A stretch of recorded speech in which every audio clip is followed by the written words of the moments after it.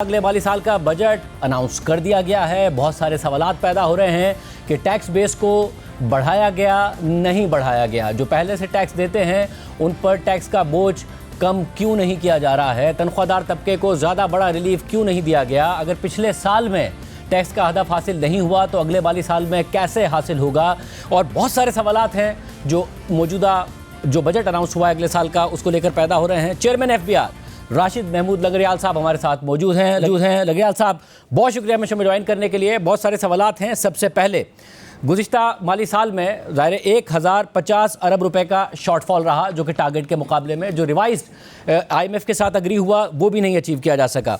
अब अगर nominal GDP growth के हिसाब से देखें, इन्फ्लेशन प्लस जीडीपी ग्रोथ का जो अगले साल टारगेट किया जा रहा है 1100-1200 अरब रुपए आप इकट्ठा कर लेंगे, मगर बाकी के 1050 अरब रुपए आप इकट्ठा कर पाएंगे या एक दफ़ा फिर एक और साल होगा जिसमें टैक्स शॉर्टफॉल ही होगा? जी शाहज़ेब, मेरा ख्याल है पहले हम पिछले साल का डिस्कस कर लेते हैं ताकि फिर हमारे लिए इजी हो जाएगा कि अगले साल के टारगेट के विज़ावीज़ क्या पॉसिबिलिटी है। तो पिछले साल आपको याद होगा हमने रफली 40% इंक्रीज़ टारगेट तय किया था उसके बेस ईयर के ऊपर, और उसके अगेंस्ट जो इस वक्त हम जहाँ खड़े हैं वो 26% हमने अचीव किया है बेस ईयर के ऊपर। और ये हमारा ख्याल है कि by end of June around 30% या बिटवीन 28 एंड 30% हो जाएगा। और आपके ये भी इल्म है कि पिछले साल जो हमारी इन्फ्लेशन की प्रेडिक्शन थी और जो नॉमिनल ग्रोथ की प्रेडिक्शन थी उससे बहुत कम आया। और थर्डली जो हमारे पॉलिसी मेजर्स थे पिछले साल उसके फर्स्ट आर्डर एनालिसिस हुआ था, सेकंड आर्डर एनालिसिस नहीं हुआ था, और नतीजतन जो प्रोजेक्शन थी कि 1300-1400 बिलियन पॉलिसी मेजर्स की वजह से आएगा वो रफली हाफ ऑफ दैट जो है वो एक्सपेक्टेड है इस करंट ईयर में। तो ये एसेंशली गैप है। बट आप ये देखें कि एक ऐसे साल में जिसमें आपकी इन्फ्लेशन और जीडीपी ग्रोथ दोनों मिला के कुछ 7% से ऊपर नहीं गई, उसमें 27-28% का अचीव करने का मतलब है जो ट्रू हायर रिकवरी है वो अराउंड 18-20% के करीब है, जिसमें जो इन्फ्लेशन को और नॉमिनल ग्रोथ को फैक्टर को या ऑटोनमस ग्रोथ जिसे हम कहते हैं उसको एडजस्ट करने के बाद। तो ये अगले साल का अगर आप टारगेट देखें तो जो टोटल ग्रोथ बेस ईयर के ऊपर है वो रफली 19% की है, और अगर हमें साथ ऑटोनमस जो ट्रू इसमें ऑटोनमस ग्रोथ भी शामिल है, आप इससे अंदाज़ा लगाएं कि हमारा पिछले साल पॉलिसी मेजर और ऑटोनमस ग्रोथ में शॉर्टफॉल के बावजूद जो एनफोर्समेंट साइड है उसमें 650 बिलियन के करीब पैसे आए, यानी उसमें पॉजिटिव रहा। और इस पॉजिटिविटी को आईएमएफ ने इस साल में रिकग्नाइज़ किया। इससे पिछले साल जो टीम या नेगोशिएट कर रही थी, मिनिस्टर फाइनेंस ने आज प्रेस कॉन्फ्रेंस में भी कहा कि आईएमएफ वाले इस बात को मानने को तैयार ही नहीं थे कि वो इन्फोर्समेंट के अगेंस्ट भी कोई फ्यूचर के टारगेट रख सकते हैं। इस दफ़ा फंड ने हमारे साथ एग्री किया कि पिछले साल की जो इन्फोर्समेंट एफर्ट थी उसको रिकग्नाइज़ करते हुए उन्होंने जो टोटल गैप आ रहा था टारगेट में और हमारी base year plus autonomous growth में, जो रफली हमारा जो गैप आ रहा था वो कुछ 750 बिलियन के करीब था, उसमें से उन्होंने 389 बिलियन का एनफोर्समेंट मेजर को रिकग्नाइज़ किया है। मेरा अपना ये ख्याल है कि एनफोर्समेंट मेजर से, जिसमें कोई नया टैक्स शामिल नहीं है, हम इंशाल्लाह इससे ज़्यादा अचीव करेंगे। लेकिन आईएमएफ ने जो इस टारगेट में जो 14.131 ट्रिलियन का है, इसमें जो 0.389 ट्रिलियन है उसको रिकग्नाइज़ किया है। और हम जो नए मेजर्स हमने लिए हैं वो सिर्फ 312 बिलियन के लिए हैं।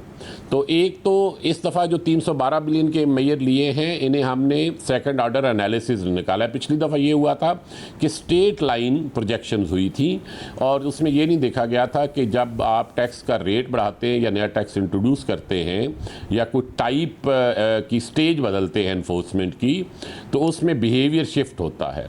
तो वो जो सेकंड आर्डर एनालिसिस या बिहेवियर शिफ्ट था वो अकाउंटेड फॉर नहीं था इस दफ़ा, क्योंकि हमने ये प्रोसेस बजट मेकिंग का ज़रा जल्दी शुरू किया था। तो यहाँ हमारी टीम ने बैठ के सेकंड आर्डर एनालिसिस भी किया है। तो ये जहाँ हम 312 एक्चुअली कह रहे हैं कि ये हमें पॉलिसी मेजर से आएगा, वी आर वेरी फर्म कि ये शायद इससे ज़्यादा ही आएगा। हमने इसे कंजर्वेटिव साइड पे लिया है। इसी तरह जो एनफोर्समेंट का नंबर है 389 का, जो IMF ने रिकग्नाइज़ किया, वो भी कंजर्वेटिव साइड पे है। तो आई डोंट थिंक कि अगले साल हमें वो शॉर्टफॉल के प्रॉब्लम आएंगे। अगर आप टैक्स GDP रेट में देखें तो पिछले साल भी शॉर्टफॉल नहीं है, क्योंकि जो हमने 8.8% पे हमने फाइनेंशियल ईयर 2000 जून 24 में जब हमने क्लोजर किया तो FBR revenue to GDP ratio 8.8 थी, और as we speak today which is June, तो हमारी ऑलरेडी ये रेशियो 10.35% ऑफ GDP पे पहुंच चुकी है, and we intend to close it about 10.50, may be slightly less than that. ये जो आपको नज़र आ रहा है 1.7 percentage point increase in GDP, this is unprecedented not only in Pakistan but is also unprecedented around the world. Generally मगर मुझे बताएगा कि अपने टैक्स सिस्टम की ट्रांसफॉर्मेशन की है, जो आपने जो टारगेट्स रखे थे, ज़ाहिर उसमें जो डायरेक्ट टैक्सेस हैं, जो इनकम टैक्स है, वो आपने टारगेट से ज़्यादा अचीव किया। ज़ाहिर सैलरीड क्लास ने बहुत ज़्यादा टैक्स दिया, जो पहले से कॉर्पोरेट सेक्टर टैक्स देता है उस पर सुपर टैक्स और बहुत सारे दीगर टैक्सेस लगे हुए थे। इसके अलावा चाहे कस्टम ड्यूटीज़ हो, सेल्स टैक्स हो, फेडरल एक्साइज ड्यूटी हो, इस सब में ही आपने अंडर परफॉर्म किया, FBR ने अंडर परफॉर्म किया और अपने टारगेट को नहीं अचीव किया। जब अगले साल की बात होती है तो 4.2% तरक्की का टारगेट ज़रूर रखा जा रहा है, मगर हालिया जो फिगर्स हैं उन पे भी सवाल उठाया जा रहा है कि शायद ये तरक्की नहीं होगी। पाकिस्तान में वैसे ही नज़र आ रहा है कि इन्वेस्टमेंट टू GDP 13.8% है, 4.2% के टारगेट पर भी सवाल उठ रहा है। तो आप अगले साल में इस मद में कैसे जो आप टारगेट नहीं मीट कर पाए इन मुख्तलिफ हेड्स में, वो कर पाएंगे? शायद देखिए, हमने इस दफ़ा जो ऑटोनमस ग्रोथ का नंबर लिया है वो 11.3 लिया है। हमारा ये ख्याल है कि जो GDP ग्रोथ का टारगेट है प्लस इन्फ्लेशन, आपको पता है कि इस साल बहुत कम थी, उसकी वजह कि we were starting with a very high base in the previous year. तो जब प्राइस लेवल कुछ सालों में मुसलसल बढ़ना शुरू हो जाता है और जब स्टेबिलिटी आती है तो इन्फ्लेशन जो है वो ज़ाहिर एक्सपेक्टेशन से कम हुई थी, which was success for the country otherwise, और बड़ी अच्छी बात है। वी वुड विश के ये कंट्रोल में रहे। लेकिन इस वक्त जो बेस्ट प्रेडिक्शन है इकोनॉमिस्ट की वो ये है कि जो इस ईयर का हमारा नॉमिनल ग्रोथ है उससे नॉमिनल ग्रोथ ज़्यादा आएगी। तो हमारा ये ख्याल है, और अगर इससे गैप क्रिएट होता है तो मे बी 2% पॉइंट का होगा, इससे ज़्यादा नहीं होगा। तो मैं जब आपको कहता हूं कि हमने both on the policy measures as well as enforcement के जो मेजर्स हैं उसके ऊपर कंजर्वेटिव नंबर लिए हैं, तो वो इसीलिए लिए हैं कि अगर कोई ऑटोनमस ग्रोथ की प्रेडिक्शन में कभी से 11.3 की बजाय वो 9% आ जाती है, तो even then we are able to meet these targets. तो मेरा ख्याल है realistic target setting is hallmark of this budget which probably was not in the previous year, क्योंकि previous year उससे previous year की expectations के ऊपर बिल्ड हुआ था। हम कई 2-3 सालों से 30%, 29% इन्फ्लेशन एक्सपीरियंस कर रहे थे और नॉमिनल ग्रोथ ही आपकी 30% हो जाती थी। तो जब आपने 39 या 40% का टारगेट मुकर्रर किया तो वो किसी को अनरियलिस्टिक नहीं लग रहा था।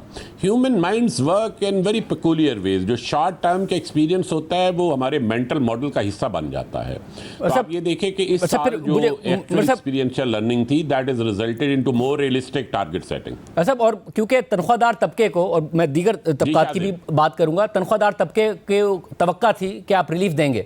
अब अगर वो तकरीबन इस साल 550 अरब रुपए अगर टैक्स देते हैं तो वो पिछले साल से 182 अरब रुपए ज़्यादा होगा। आपने जो रिलीफ दिया है वो इतना कम है, इनफैक्ट एब्सोल्यूट नंबर में आप इस साल ज़्यादा ही टैक्स इकट्ठा कर रहे होंगे, क्योंकि आपने सरकारी मुलाजमिन की तनख्वाहें बढ़ाई हैं। वैसे नॉमिनल जो अगर किसी की तनख्वाह बढ़ेगी वो ज़्यादा टैक्स अदा करेगा। तो आपने तनख्वाहदार तबके को रिलीफ तो प्रैक्टिकली नहीं दिया है जो आपको देना चाहिए था, जितना जब आप इन्फ्लेशन की बात करते हैं प्रीवियस ईयर्स में जितना बड़ा इम्पैक्ट आया उनका। शाहजेब देखें, अगर किसी की तनख्वाह बढ़ती है तो वो अपनी तनख्वाह के परसेंटेज के तौर पर टैक्स देता है। आपने इसे रिवर्स में पढ़ लिया है, एंड मैं तो वैसे ही आपका फ़ैन हूँ आपकी इंजेन्युइटी का। आप देखें कि 10% सैलरी में इंक्रीज़ है, और अगर मैं टैक्स रेट में जो रिलीफ है उस दोनों को लगाऊं तो फेडरल गवर्नमेंट एम्प्लॉइज़ के लिए एक्सेप्ट जो एक्चुअली ट्रू रिलीफ है वो 16-17% के करीब है, लेकिन वो तो रिलीफ वाला पार्ट हो गया। अब आप ये कह रहे हैं कि क्योंकि लोगों की तनख्वाह बढ़ेगी तो वो हायर अमाउंट देंगे। एब्सोल्यूट टर्म्स में तो शायद हायर अमाउंट होगी, क्योंकि आपके अगले साल में जब ग्रो करता है इंक्रीमेंट्स लगती हैं, लेकिन रिलेटिव टर्म्स में ये नहीं होगी। हर बंदे को रिलीफ मिल रहा है। आप इससे अंदाजा लगाएं कि जो हमारी एक अगर मैं एक कतक कलामी, क्योंकि आपने जब अपनी परफॉर्मेंस की बात की तो गुज़िश्ता बरस की इन्फ्लेशन के बेस इफेक्ट को भी फैक्टर इन किया। तो जब तनख्वाहदार तबके की बात होगी तो उसकी भी जो डिस्पोजेबल इनकम बिल्कुल इरोड होकर रह गई है गुज़िश्ता बरसों की, एक तो इन्फ्लेशन की वजह से और फिर गुज़िश्ता बरस के इंतहा से ज़्यादा टैक्स की वजह से, उसको फैक्टर इन करके ही रिलीफ की बात होगी ना, कि उनको रिलीफ भी उस हिसाब से मिलना चाहिए था। मैं खुद एक तनख्वाहदार मुलाजिम हूँ, तो आप मेरा केस प्लीड कर रहे हैं बेसिकली। लेकिन आप ये देखें पिछले साल गवर्नमेंट ने, आप देखिए तनख्वाहदार तबका सिर्फ गवर्नमेंट एम्प्लॉई नहीं होता, इसके अलावा प्राइवेट सेक्टर भी होता है। प्राइवेट सेक्टर की जब वेजेस की कास्ट बढ़ती है तो एक दीवार खड़ी होती है, वो इनविजिबल वॉल क्रिएट हो जाती है और आपकी अनएम्प्लॉयमेंट बढ़ जाती है। जब वेजेस आपको पता है रिजिड होते हैं डाउनवर्ड्स, तो क्योंकि रिजिड होते हैं डाउनवर्ड्स, तो जब आप आर्टिफिशियली वेजेस को बढ़ाएं और मार्केट को वेज रेट तय ना करने दें, तो आपके यहाँ उसका जो कॉन्सिक्वेंस होता है वो अनएम्प्लॉयमेंट बढ़ना होता है। अब आ गई बात सिर्फ फेडरल गवर्नमेंट के एम्प्लॉइज़ की जिनकी 10% सैलरी बढ़ी है, तो this is not for me to speak and I would wish कि जी गवर्नमेंट के ऐसे हालात हों कि वो मज़ीद सैलरी दे सके। लेकिन आप बुनियादी तौर पर देखिए पिछले साल 20% सैलरी बढ़ी थी, लेकिन इन्फ्लेशन आपको पता है 6% के करीब है। तो इफेक्टिव अगर inflation adjustment should have been the case, तो इफेक्टिवली 14% हायर लेवल पे सैलरी बढ़ी थी। मतलब ओवरऑल अगर प्राइवेट सेक्टर के एम्प्लॉइज को भी इंक्लूड करके बात करें, 550 अरब रुपए गवर्नमेंट के एम्प्लॉइज का तो कंट्रीब्यूशन नहीं है, प्राइवेट सेक्टर का एक बहुत बड़ा कंट्रीब्यूशन है उसमें। उनको शायद गुज़िश्ता 3-4 वर्षों की इन्फ्लेशन के हिसाब से एडजस्टमेंट नहीं मिली है, टैक्स का बर्डन उन पर बहुत ज्यादा बड़ा है। मैं देखिए पहली बात तो ये है कि मेरा आपसे इस पर इख्तलाफ ही नहीं है कि सैलरीड इनकम के ऊपर टैक्स बर्डन प्रोपोर्शनली ज़्यादा है। ये पूरा साल मैं भी रिकग्नाइज़ करता रहा हूँ, हमारे फाइनेंस मिनिस्टर साहब भी करते रहे, और प्राइम मिनिस्टर साहब ने खुद कल कैबिनेट मीटिंग में कहा कि जी जहाँ पे तनख्वाहदार तबका इतनी टैक्स दे रहा है तो अशराफिया को भी अपना हिस्सा डालना होगा। तो वो इस बात की रिकग्निशन थी। अब एक बात है रिकग्नाइज़ करना, दूसरा है डायरेक्शन सेट करना। ये दोनों काम गवर्नमेंट ने कर दिए। तीसरा है कि उसका क्वांटम कितना होना चाहिए। तो आप बिल्कुल दुरुस्त कह रहे हैं कि क्वांटम इससे ज़्यादा होना चाहिए, लेकिन ये स्पेस क्रिएट होगी जब हम कंप्लायंस रेट को बढ़ाएंगे। जब हम कंप्लायंस रेट को बढ़ाएंगे, और कंप्लायंस रेट पे मैंने आपसे बात की कि पहली दफ़ा किसी डोनर ने या फंड ने गवर्नमेंट के इस दावे को तस्लीम किया है कि अगले साल कंप्लायंस बढ़ाने के नतीजे में 389 बिलियन एक्स्ट्रा आएगा। उन्होंने अपना एनालिसिस भी रन किया है, उन्होंने पिछले साल के हमारे इन्फोर्समेंट के नंबर्स भी देखे हैं। मैं आपको जो बात एम्फसाइज कर रहा हूं वो ये कर रहा हूं कि ये कंप्लायंस रेट हमने एक साल मेहनत की, गवर्नमेंट ने, सब लोगों ने मिलकर, बहुत से अदारों ने हमें सपोर्ट किया, हम उस डायरेक्शन में चल पड़े कि कंप्लायंस रेट बढ़ाएं। अब ये आहिस्ता आहिस्ता यकीनन होगा, लेकिन जो कंप्लायंस रेट बढ़ता जाएगा टैक्स रेट कम होता जाएगा। टैक्स रेट और कंप्लायंस रेट की इनवर्स प्रपोर्शन होता है। इस इनवर्स प्रपोर्शन को हम तभी अचीव कर सकते हैं। मैं आपको एक बात यहाँ एम्फसाइज करना चाहता हूँ और आपके तवज्जुह से सबसे करना चाहता हूँ। जब हम ये कहते हैं कि 389 बिलियन हमने अगले साल सिर्फ एनफोर्समेंट में फंड से रिकग्नाइज कराया, तो हम प्रैक्टिकली क्या कह रहे हैं? हम कह रहे हैं कि अगर एनफोर्समेंट एफर्ट के ट्रू होने को रिकग्नाइज ना किया जाता तो हमें 389 बिलियन के एडिशनल टैक्सेशन करनी पड़ती, जो नहीं की गई। सिर्फ 312 की गई, 389 इन्फोर्समेंट साइड पे रखा है, जिसका मतलब है कि करंट टैक्सेस की कंप्लायंस बढ़ा के हासिल होगा। अब ये कंटिंजेंट इस बात के ऊपर है कि हम जो लेजिस्लेचर के पास बिल लेके गए हैं उसमें जो एनफोर्समेंट के हवाले से हमने एम्पावरमेंट मांगी है, और इसमें हमें आपकी मदद चाहिए। आप बहुत आपका नुमाया रोल है ओपिनियन मेकिंग में, कि लेजिस्लेचर के पास एक ऑप्शन ये है कि वो हमें एनफोर्समेंट के लिए इक्विप करे, ताकि हम एनफोर्समेंट के जरिए या कंप्लायंस रेट बढ़ा के वो टैक्स टैक्स हासिल करें, और अगर हम वो इक्विप ना हो सके और इन्फोर्समेंट हमसे ना हो सकी तो फिर legislature would be facing this question के 400 बिलियन के एक्स्ट्रा टैक्सेस लगाने पड़े। तो this is a choice between imposing more taxes और increasing tax rate or empowering the FBR to get a better compliance rate on the existing set of taxes and an existing set of अब ये नगर साहब बड़ी अहम बात है, क्योंकि अगर कंप्लायंस नहीं हुई और इन्फोर्समेंट उस तरीके से नहीं हुई तो ये आपने कहा कि इजाफी टैक्स ये फिर जो पहले से टैक्स देते हैं उन्हें ही देने पड़ेंगे। अब इसकी मिसाल बार बार हर साल सामने आती है। चाहे इमरान खान साहब हों, वो बार बार कहते थे कि जी जो सिगरेट हैं, जो फॉर्मल सेक्टर है वो सारा का सारा टैक्स देता है, और जो इनफॉर्मल है वो तो अब जो टैक्स का पैकेट है अगर आप मार्केट में जाके उसके ऊपर रिसर्च कराएं तो वो तो जो टैक्स बनता है उससे भी कम पर वो बेच रहा होता है। जितना आप टैक्स बढ़ाते गए उतनी स्मगल्ड प्रोडक्ट्स बढ़ती गई, या इनफॉर्मल जो टैक्स नहीं देती वो बढ़ती गई। इन्फोर्समेंट तो कोई नहीं हुई। इस बजट में भी ट्रैक एंड ट्रेस की बात की गई है। तो जो मौजूदा जी मैं शाहजेब साहब अर्ज करता हूँ, देखें हमने ना अपने सेक्टर्स की एक प्रायोरिटी लिस्ट बनाई हुई है जिसमें हम इन्फोर्समेंट को बेहतर करने की कोशिश कर रहे हैं। हमने पिछले साल अक्टूबर नवंबर में शुगर सेक्टर से आगाज़ किया। शुगर सेक्टर में कंप्लायंस रेट को हमने बढ़ाया, प्रोडक्शन मॉनिटरिंग की है, डिजिटली भी की है और इंटेलिजेंस सोर्सेज को यूज़ करके भी की है। तो जब हमने एक साल का एस्टिमेट किया है तो हमारी रफली 39% टोटल टैक्सेस सिर्फ शुगर सेक्टर से बढ़ रहे हैं, सिर्फ इन्फोर्समेंट की वजह से। उसमें कोई टैक्स रेट की चेंज शामिल नहीं है। अच्छा, ना टैक्स रेट चेंज हुआ है, ना गन्ने की फसल ज़्यादा हुई। आपके इल्म में है कि इस दफ़ा शुगर केन की जो टोटल प्रोडक्शन है वो पिछले साल से ज़्यादा नहीं है, लेकिन टैक्सेस 39% बढ़ेंगे। इसका मतलब है ये 39% या इससे ज़्यादा का कंप्लायंस गैप था। शुगर सेक्टर में हम कर चुके, बेवरेजेस में हमने शुरू कर दिया है ऑलरेडी, और टोबैको का सीज़न 1 जुलाई से शुरू हो रहा है। क्रशिंग का सीज़न जो है, जैसे हम कहते हैं जब थ्रेशिंग होती है, लीव्स की थ्रेशिंग होती है तो वो सीज़न शुरू हो रहा है।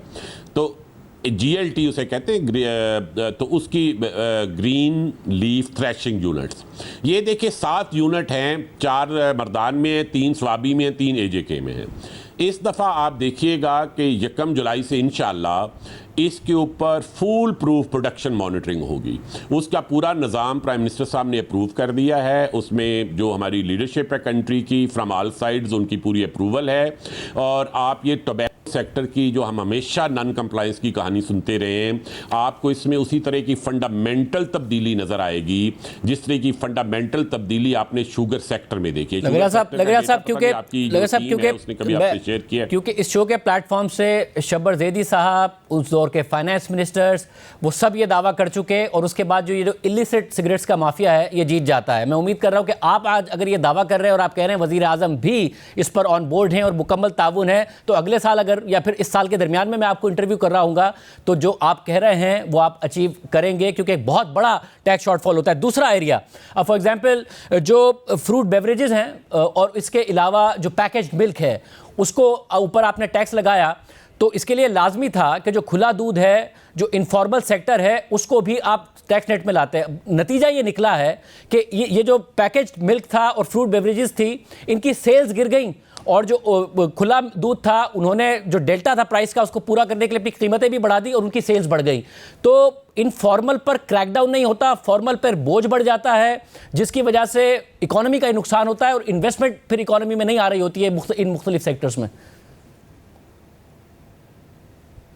ये पहली बात तो ये है कि ये जो आपने एनालिसिस किया इससे तो मेरा 100% एग्रीमेंट है कि जब भी आप टैक्स रेट फार्मल सेक्टर में बढ़ाते हैं तो इनफॉर्मल सेक्टर इरोड करता है मार्केट को visa Vs the formal sector. ये बात तो आपकी बिल्कुल दुरुस्त है। अब क्या इसका हल ये है कि फार्मल सेक्टर और इनफॉर्मल सेक्टर के दरमियान ये डिवाइड है, इसको कैसे क्रॉस किया जाए? तो उसका हल यही है कि इनफॉर्मल सेक्टर जो है उसके ऊपर एक्शन किया जाए। शुगर केन जो शुगर मिल्स थी, इसमें भी नॉन कंप्लायंट मिल्स थी। इस दफ़ा आपको पता है 3 या 4 मिलों ने क्रचिंग ही नहीं की। इसलिए नहीं की कि जब हमने उनकी प्रोडक्शन मॉनिटरिंग 100% की तो उन्होंने मिल बंद कर दी। तो non compliant sector actually went out of the business, मैं उनके नाम भी ले सकता हूं। और इस मुल्क में जो 3-4 मोस्ट पावरफुल माफियाज रहे इस मुल्क में, उनमें से एक शुगर सेक्टर है। लेकिन with the political leadership and the rest of the leadership of the country fully behind FBR, we were able to do almost 100% compliance in most part of the country. मुझे पता है मुल्क के कुछ हिस्सों में हम शुगर सेक्टर के ऊपर उतना अच्छी तरह कंप्लायंस नहीं करा सके, लेकिन इसके बावजूद 39% की इंक्रीज आई है। और जिन हिस्सों में हम उतना अच्छा नहीं करा सके वहाँ भी बेस ईयर के ऊपर इन ऑर्डर्स ऑफ मैग्नीट्यूड इंक्रीज है। हमारा ये ख्याल है कि अगले साल अगर ये उसी तरह की तवज्जो रही तो ये पूरे का पूरा शुगर सेक्टर जो है ये कंप्लायंट हो जाएगा। शुगर सेक्टर हमारे लिए ना एक टेस्ट केस था, और ये इस टेस्ट केस में हम लार्जली हुकूमत कामयाब हुई है। ये बिल्कुल दुरुस्त आप कह रहे हैं कि ये हर दफ़ा माफिया जीत जाती थी, और इसका रिज़ल्ट ये निकला है कि अब हमने उतनी एफर्ट ही करनी छोड़ दी है। जब शुरू में हमने शुगर सेक्टर में काम शुरू किया तो मुझे ये पता चला कि हमारी टीम जिनको हम वहाँ पोस्ट करते हैं वो उनके रेस्ट हाउसेज में रहती है, उन्हीं से खाना खाती है। तो मैंने इन्हें मना कर दिया, मैंने कहा जी खाना आपने अपना खाना है। उसके बाद मैंने क्या किया, मैंने इनकी रोटेशन शुरू कर दी। हर 7th डे के बाद टीम्स को करना शुरू किया। फिर ये किया कि मैंने एक इंटेलिजेंस एजेंसी, हमारी प्रीमियर सिविल साइड पे इंटेलिजेंस एजेंसी है, उनके लोगों को इन्वॉल्व किया। मैंने कहा जी कि जो शुगर मिल है उसकी मॉनिटरिंग तो हमारी टीम्स करेंगी, हमारी टीम्स की मॉनिटरिंग आप करेंगे। एंड मैं बहुत शुक्रगुजार हूँ डायरेक्टर जनरल IB का, उन्होंने बहुत अच्छी हमें क्वालिटी रिपोर्ट्स दी, जिसके नतीजे में हमने अपने लोगों को सस्पेंड किया, डिसिप्लिनरी प्रोसीडिंग्स की और टीम्स को बदला। नॉट ओनली ये किया, अगर ये हम ना करते, और इसके लिए जो मैं आपको बताऊं मैकेनिज्म क्या था, वीकली रिव्यू प्राइम मिनिस्टर साहब लेते थे FBR का, और उसमें और प्राइम मिनिस्टर साहब का ये कहना था कि क्योंकि शुगर सेक्टर सबसे ज़्यादा ट्रेडिशनली एसोसिएटेड है विद पॉलिटिक्स, तो उन्होंने कहा मैं अपने घर से ये काम करना शुरू करना चाहता हूँ। अब जो सेकंड हमने काम किया, हमने पोल्ट्री पे काम शुरू कर दिया है, पोल्ट्री की प्रोडक्शन मॉनिटरिंग शुरू हो गई है। आपको मैं अब मज़े का किस्सा सुनाता हूँ। एक डे ओल्ड जो चिक है ना, जो हैचरी है, वो रफली आप समझे कि उसकी जो कास्ट आती है डे ओल्ड चिक के ऊपर 75-80 रुपये आती है, और जो चूज़ा एवरेज बिकता रहा कई सालों तक, वो बिकता रहा आपका कोई 170-180 रुपये, 150 रुपये, तो 70 से 100 रुपये का एक चूज़े के ऊपर प्रॉफिट था। जब हमने उनके इनकम टैक्स की स्टेटमेंट्स दी थी तो उससे तो ये लगता था कि वो जितने चूज़े एक्चुअली प्रोड्यूस हो रहे थे उसका 1/10 भी पैदा नहीं कर रहे थे।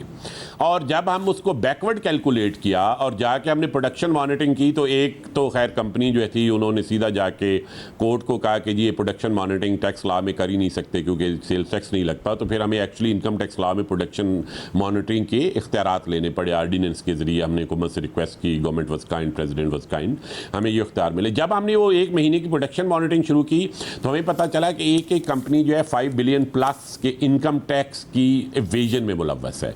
अब लेकिन वो एवेजन बच नहीं सकती क्योंकि हमारे पास प्रोडक्शन का नंबर आ रहा है। तो आपके इल्म में होगा कि हम साथ जो प्राल में काम कर रहे हैं और डिजिटलाइजेशन का काम कर रहे हैं, उसके नतीजे में जो हम प्रोडक्शन मॉनिटरिंग करते हैं वो ज़्यादा सिस्टमैटिक हो गई है।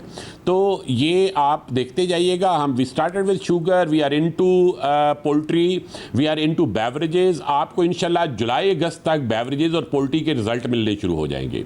और टबैको का क्योंकि आपको पता है कि उसकी फसल अब आनी शुरू हुई है, 15 जून के बाद आनी शुरू होती है, और उसकी जो थ्रेशिंग है वो 1 जुलाई के करीब शुरू होती है। अच्छा, टोबैको को भी अगर आप उसकी वैल्यू चेन को देखें ना, तो उसकी वैल्यू चेन ना तो खेत में आप मॉनिटर कर सकते हैं, ना लोकल भट्टी में कर सकते हैं, ना ही जहां इसकी एक्चुअली सिगरेट बन रहा है, क्योंकि आप लोग अपने घर के बैकयार्ड में भी फैक्ट्री लगा लेते हो। टेक्नोलॉजी इस तरह की आ गई है कि आप 5 मरले के घर के सेन में भी लगा सकते हैं, तो वो हज़ारों यूनिट्स लग सकते हैं, वो डिसिपेट हो जाता है। जो चीज़ आप नहीं कर सकते वो इसका बॉटलनेक जो है वो GLT है या ग्रीन लीफ थ्रेशिंग यूनिट्स है। वो बहुत बड़ी इस्टेब्लिशमेंट होती है, 1-2 एकड़ में बनी होती है। और इस मुल्क में टोटल 7+3 हैं, 3 आज़ाद कश्मीर में, 4 मर्दान डिस्ट्रिक्ट में, 3 स्वाबी डिस्ट्रिक्ट में। हमने उसकी पूरी मैपिंग कर ली है। इंशाल्लाह उसमें तमाम अदारे ऑन बोर्ड हैं।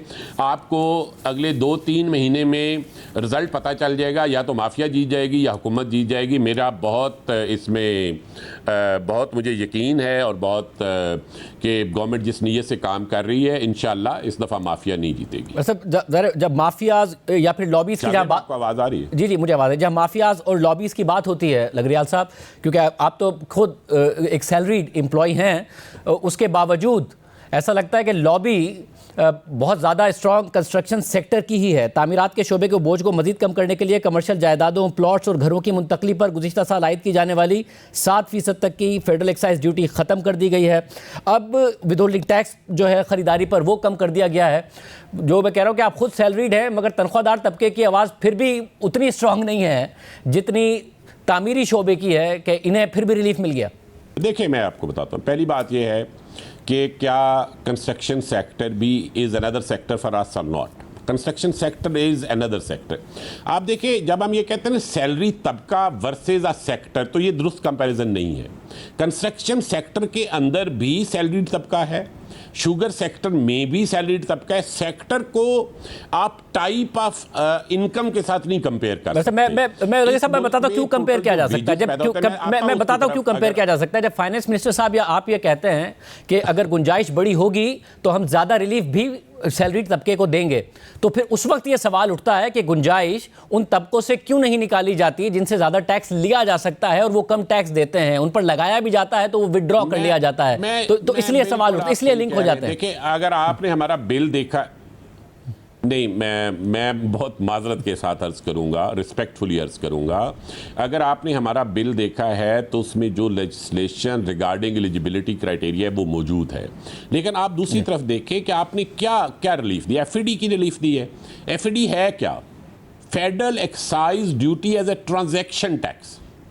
दुनिया में excise duty as a transaction tax कहीं नहीं होता।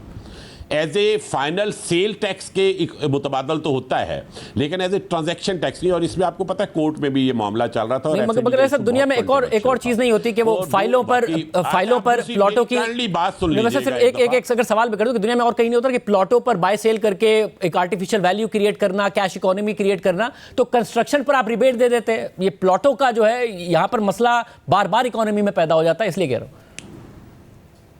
नहीं, देखें, मैं आपको बताता हूँ, जो ट्रांसफर ऑफ प्रॉपर्टी के ऊपर ट्रांजैक्शन टैक्सेस हैं, ये टैक्स लाइबिलिटी नहीं है। प्लीज़ आप ज़हन में रखिएगा।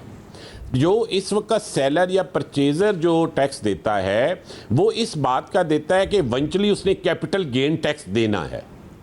कैपिटल गेन टैक्स की एक एडवांस फॉर्म है जो हम लेते हैं सेलर और बायर से, और ये विदहोल्डिंग की टर्म्स में हम लेते हैं।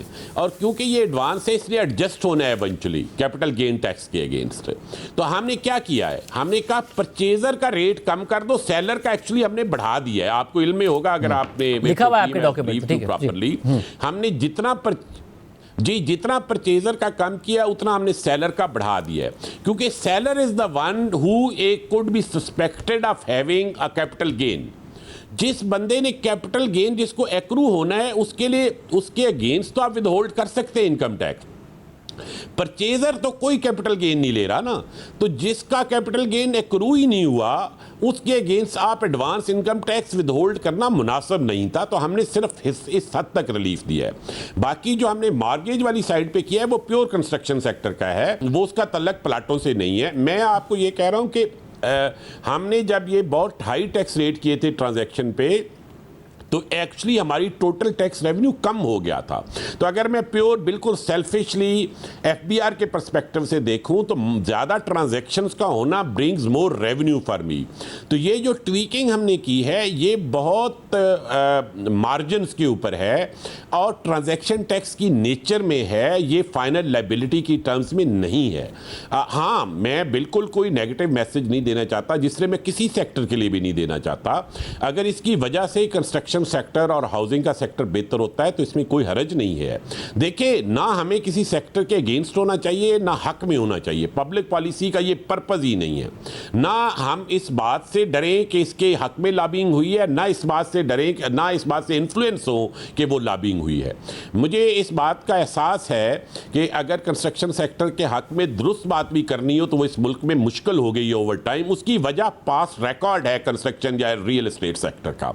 लेकिन पास रिकॉर्ड की बुनियाद पे हमें फ्यूचर पॉलिसी मेकिंग का प्रोसेस उसको हॉस्टेज नहीं करना चाहिए।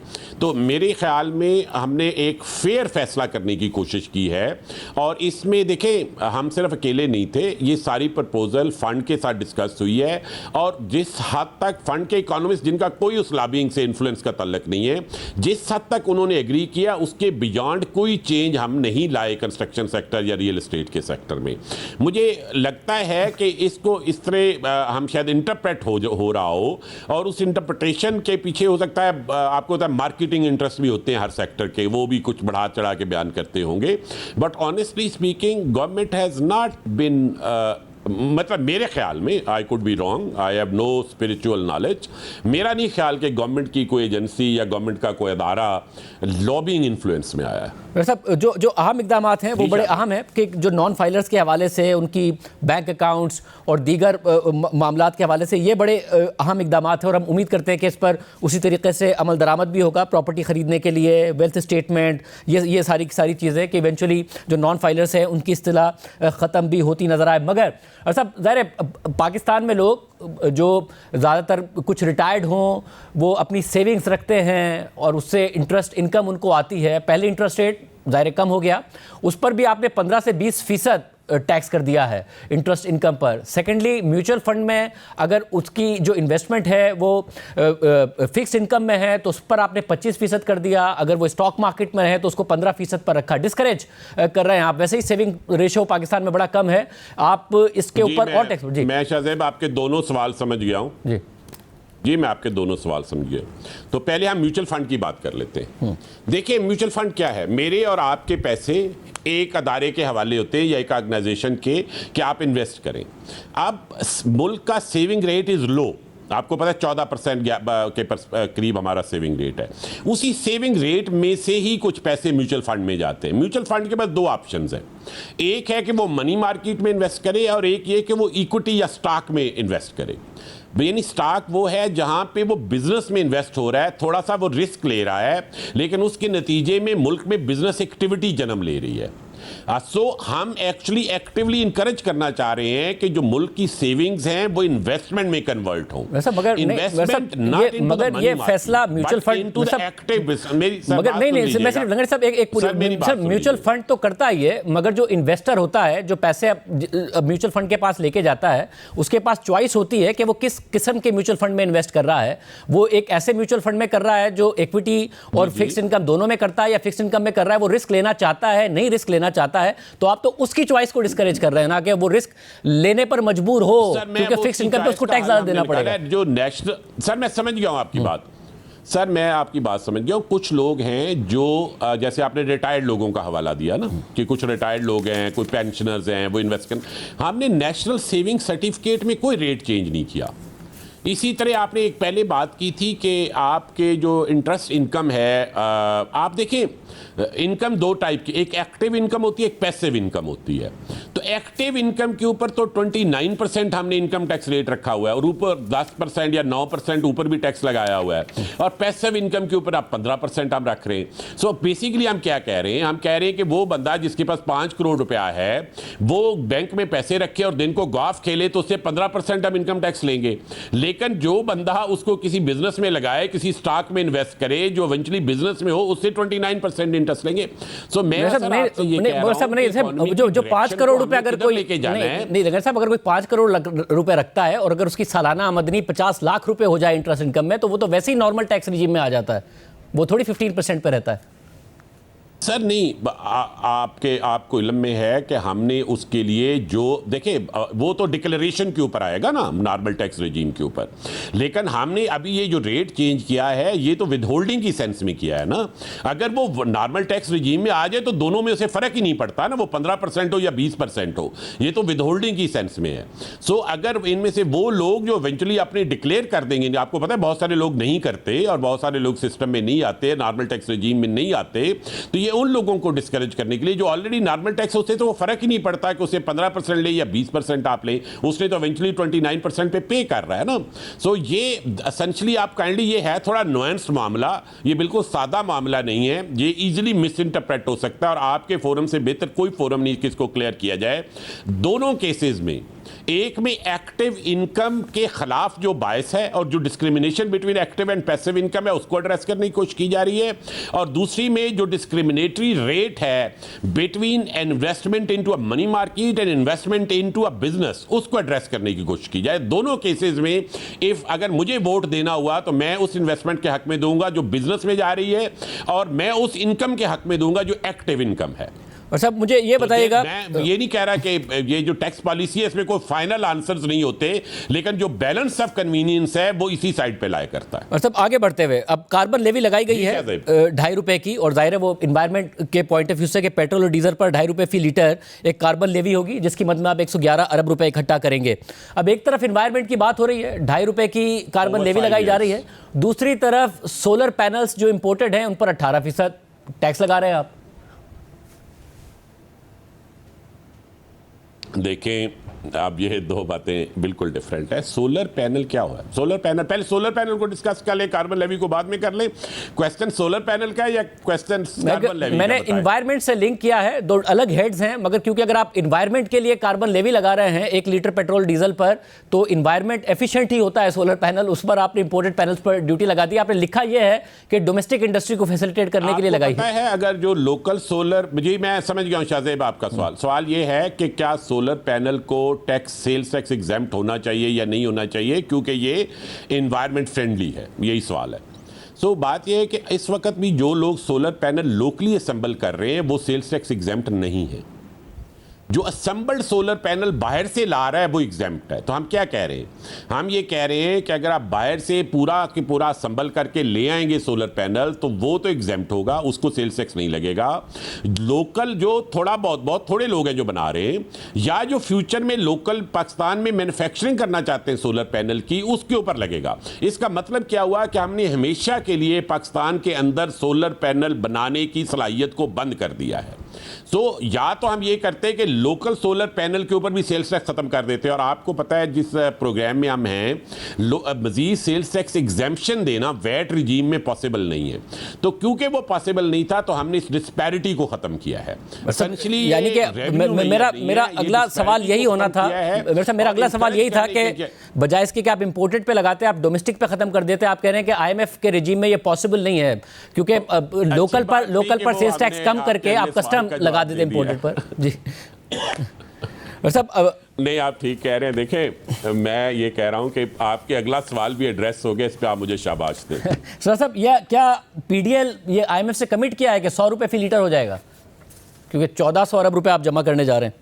जी दोबारा फरमाइएगा। पेट्रोलियम डेवलपमेंट लेवी क्या 100 रुपए फी लीटर हो जाएगा? या IMF से कमिट किया गया है, 1400 अरब रुपए से ऊपर का टारगेट रखा गया है अगले माली साल के लिए? मैं ऑनेस्टली आपको बताऊं, इसके एग्जैक्ट नंबर मुझे नहीं पता। मेरी रिक्वेस्ट होगी कि मिनिस्टर पेट्रोलियम या सेक्रेटरी पेट्रोलियम इस पे शायद ज़्यादा बेहतर जवाब आपको दे सकें। मुझे उन नंबर्स की सेंस में पता नहीं है और मुझसे कोई गलती ना हो जाए ये बात करने में। मैं इसके लिए माजरत खा हूं। मतलब क्योंकि आप लोकल इंडस्ट्री को प्रमोट करने की बात कर रहे हैं, और जब सोलर पैनल की बात हुई तो इसलिए एक सवाल ये उठ रहा है, नहीं प्रमोट करने की बात नहीं कर रहा, उसके खिलाफ बायस को खत्म करने की बात कर रहा। अगर बायस खत्म करने की बात करें कि जो फिर एक्सपेंसिव इंपोर्टेड कार्स हैं, लैंड क्रूजर्स हों, दीगर हों, उनके वो आसानी से आ जाएं। GST जो है वो 850 सीसी पर वो आपने बढ़ाकर 18% कर दिया है, तो ये लोकल इंडस्ट्री के फेवर में जाता है, क्योंकि ये गाड़ियाँ आमतौर पर इंपोर्ट हो रही होती। सर, जो दो सवाल आपने किए हैं, एक तो ये किया है कि जो डिफरेंट टाइप्स ऑफ व्हीकल के दरमियान GST का डिफरेंशियल था उसको ख़त्म किया है। देखिए, जो लॉन्ग टर्म डायरेक्शन है ना टैक्स रिफॉर्म की, वो ये है कि reduce rates and exemptions, those both have to go away.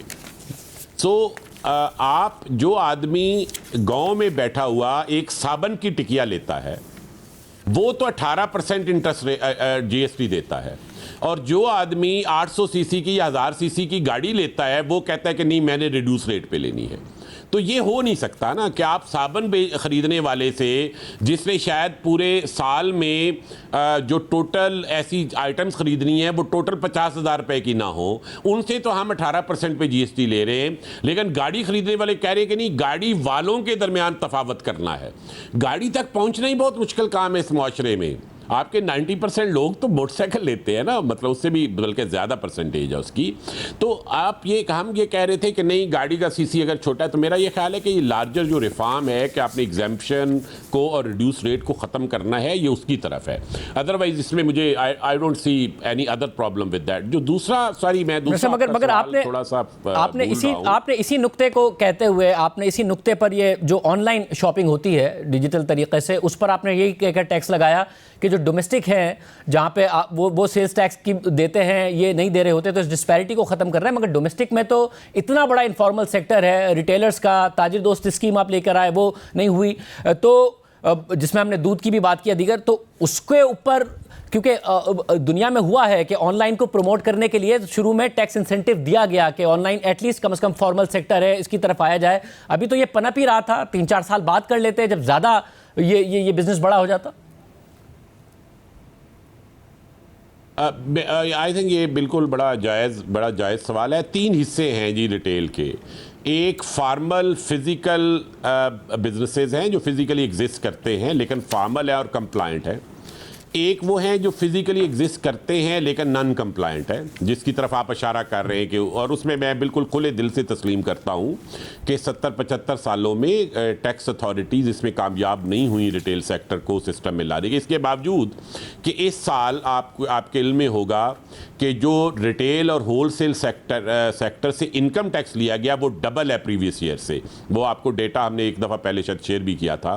मगर देखें ना सब जो डबल है, जो उन्होंने इसमें सिर्फ लंगड़िया साहब एक मसला ये ना कि एब्सोल्यूट नंबर में और परसेंटेज में यही फर्क आ जाता है। उसका बेस इतना कम है कि जब आप डबल कहते हैं तो वो डबल भी कोई बहुत बड़ा अमाउंट नहीं है। तो ये ठीक बात है, ये बिल्कुल दुरुस्त कह रहे हैं। मैंने इसलिए पहले तस्लीम किया कि हमारा ये लार्ज फेलियर स्पेस है, लेकिन जब हम शुरू करेंगे तो 190 बिलियन से वो प्लस 400 बिलियन पे गया है। 190 बिलियन बेस नहीं होनी चाहिए, बिल्कुल आप दुरुस्त कह रहे हैं। इसमें बेस इफेक्ट आ रहा है इसमें जब मैं डबल कहता हूँ। लेकिन आप ये देखिए कि एक साल में अगर लोअर बेस से भी डबल करना है तो इसका मतलब है आपने सफ़र शुरू कर दिया है ना। आई एग्री विद यू कि क्योंकि वो बेस इतनी कम है कि उसको डबल करना उतना मुश्किल नहीं था।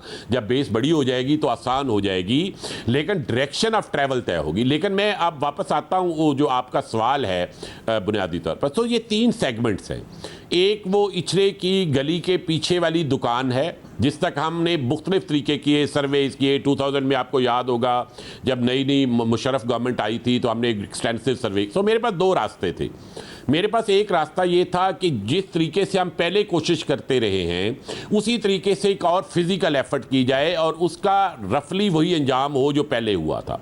दूसरा तरीका ये था कि मैं मॉडर्न टेक्नोलॉजी को यूज़ करूं। सो हमने 3 सिस्टम बना रहे हैं। आप ये आप ज़रा आपको आधा मिनट मुझे देना पड़ेगा।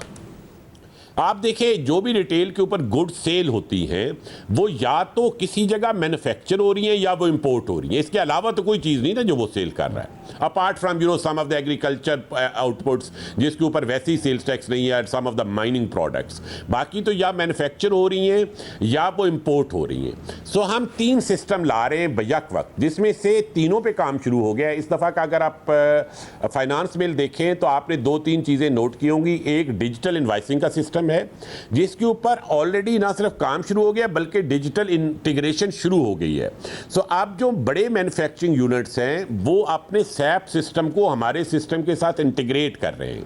तो जब वो सेल करेंगे तो वो नो दाई KYC रिक्वायरमेंट पूरी करेंगे। वो जिस होलसेलर को सेल कर रहे हैं वो इंफॉर्मेशन हमारे पास आ रही है और फिर होलसेलर के ऊपर भी वही पाबंदी है कि वो आएगी जो रिटेलर की इंफॉर्मेशन आएगी। तो हमें ऑडिट के लिए सफिशिएंट इंफॉर्मेशन अवेलेबल होगी कि किसने सेल किसको किया। अच्छा, और इंपोर्टर पे भी यही पाबंदी आ रही है। दूसरी साइड पे हम गुड्स ट्रैकिंग सिस्टम या कार्गो ट्रैकिंग सिस्टम, अगर आपने फाइनेंस बिल की देखा होगा तो कार्गो ट्रैकिंग सिस्टम के लिए कस्टम्स लॉ में एक पूरा सिस्टम आ रहा है जिसमें हर वो गाड़ी जो गुड्स ट्रांसपोर्ट का काम करती है उसको डिजिटल ID देगा FBR। A, B हर सामान जो लोड होगा मैन्युफैक्चरिंग साइट या इंपोर्टर के वेयर हाउस से, उसके साथ ई बिल्टी का निज़ाम होगा, और सी जो डिजिटल इनवाइस वहाँ से जनरेट होगी सेल की, वो भी सिस्टम पे जाएगी। ये तीनों चीज़ें इंटीग्रेट होगी। ये थोड़ा सा मीडियम टर्म है, और शायद इतना बड़ा जो हम चेंज लाने की कोशिश करें रिटेल और होल सेल की, ये शॉर्ट टर्म में होगा भी नहीं, ये ज़रा मीडियम टर्म में होगा। ये 2 से 3 सालों में इंशाल्लाह, इंडिया ने आपको पता है हमारे हमसाए में है, उन्होंने एक 5-6 सालों में ये सिस्टम लगा लिया है। हमने अभी उसकी लीगल लेजिस्लेशन भी ले आए हैं और उसकी अर्लीस्ट प्रोक्योरमेंट भी शुरू हो गई है। हमारा आरएफपी अभी बिल्कुल तैयार हो चुका है, और मैं if I am not wrong तो ये ईद से चंद दिन पहले चले जाना था, या ईद के चंद दिन बाद ये RFP would be out cargo tracking system develop करने के लिए। ये कार्गो ट्रैकिंग सिस्टम एक तरफ है, दूसरी तरफ तमाम आपके मार्केट्स के साथ हम ऐसी डिजिटल गैंट्रीज लगा रहे हैं जो रीड कर सकेंगी इन डिजिटल आईडी वाली गुड्स ट्रांसपोर्ट व्हीकल्स को, और उसके साथ एसोसिएटेड इनवाइसेस को और ई बिल्टी को, और ना सिर्फ वो उसको, बल्कि वो जो हम डिजिटल इनवाइसिंग का सेपरेट सिस्टम शुरू करें वो आपस में इंटीग्रेट हो जाएगा। ये जब तीनों चीज़ें इंटीग्रेट हो जाएंगी, कोई रिटेलर और होलसेलर ये कह ही नहीं सकता कि मैंने ये चीज़ें नहीं ली, क्योंकि उसकी फिजिकल डेस्टिनेशन ही वो है। अगर वही तय हो गया तो फिर आपका गुड्स का सारा सेक्टर तो इसमें आ जाएगा। आप उसके बाद सर्विसेज का मामला रह जाएगा, लेकिन वो आपको पता है कि सर्विसेज के ऊपर सेल्स टैक्स जो है वो सूबों के पास है, हमारे पास नहीं है। मेरी ये भी रिक्वेस्ट होगी कि जिस तरह हम फेडरल लेवल पे कोशिश कर रहे हैं, सूबे भी अपना टैक्स जीडीपी बेहतर करने के लिए इन तमाम चीज़ों पे काम करेंगे।